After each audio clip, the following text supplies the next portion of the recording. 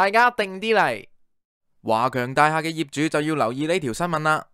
政府發言人就話，因應華強大廈小業主要求特區政府協助釐清同安街事故嘅責任同埋追討賠償，法務局將會聯同社工局約見華強大廈小業主，了解具體訴求同埋提供法律諮詢服務。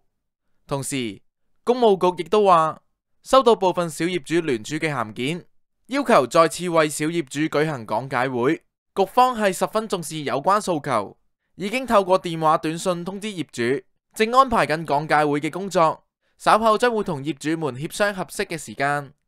由此可見，有關事件嘅事後跟進工作，政府正喺度積極跟進緊，所以大家定啲嚟，俾啲時間政府作出更加切合實際嘅決定。